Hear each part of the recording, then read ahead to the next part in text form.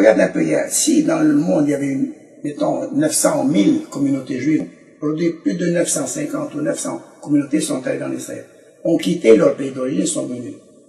Elles ne sont pas venues par le judaïsme, en partie peut-être, mais pas par le judaïsme. Elles sont venues parce qu'ils ont l'identité à l'intérieur d'eux-mêmes d'être juifs, comme ils se l'appellent le Khashoggi de quelque façon. Et ces gens-là sont là. Il n'est pas question que ces gens retournent dans leur communauté d'origine. Cette force qui est en train de se former, c'est une force qui existe, on ne peut pas la nier. Quand on parle de 5 millions ou 6 millions de juifs, il y a là-dedans 2-3 millions qui ont quitté des centaines de localités où ils vivaient pendant des centaines d'années.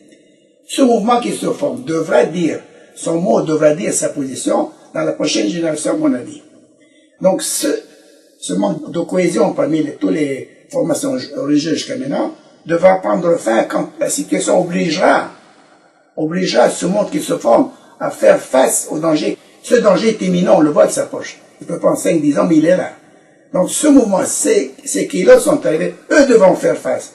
Et là, le mouvement religieux, ou plutôt les rabbins, puisqu'on on appelle les rabbins, devront changer de position, changer d'action, changer de façon de réfléchir, et prendre au besoin la direction de cette force qui devra faire face. Il n'y a pas d'autre issue. Parce qu'on a essayé toutes les autres issues avant ça. On a essayé par la gentillesse, on a essayé par la compréhension, on a essayé par les lois. Ça ne marche pas. C'est une situation ambiguë du peuple juif qui est en dehors des lois internationales, en dehors de l'ONU, en dehors du tribunal de Hague. Nous sommes un peuple qui est en dehors de tout cela. On a un but dans ce monde-là. C'est pour ça qu'on en dehors. Qu'on ne le veuille pas, on fait partie de ce but. Même le dernier ne sait pas qu'il fait partie d'un groupe très important.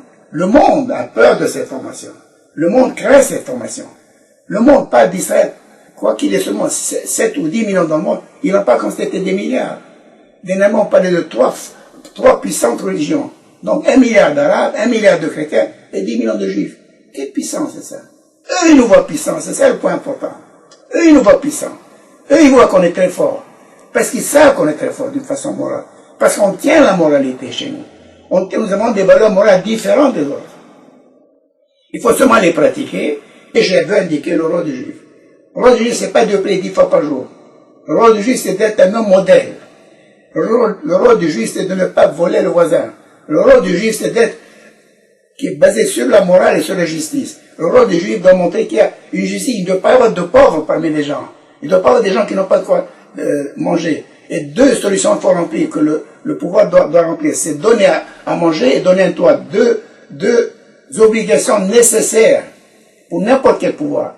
Et ça, je suis sûr qu'on pourra remplir ces conditions. Quand il comprendra qu'on a changé, à ce moment-là, on fera encore plus peur, parce que le monde ne veut pas de ces gens-là.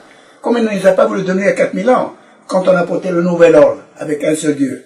Ils étaient très bien avec leur Dieu. Ils ne veulent pas de ce groupe-là. Et ce groupe nous pourra faire, d'autant plus que nous serons fermés entre nous-mêmes, d'autant plus qu'on pourra faire face à ce monde, quoi qu'il soit 6 milliards. Regarde cette formation, quand je voyais, hier, tiens, j'ai remarqué le Yom Kippour, pas une voiture. Et bien justement, j'ai remarqué, comme je disais tout à l'heure, il y a 50 ans, quand on disait qu'on jeûne, c'était comme ça, on paraissait comme un homme primitif.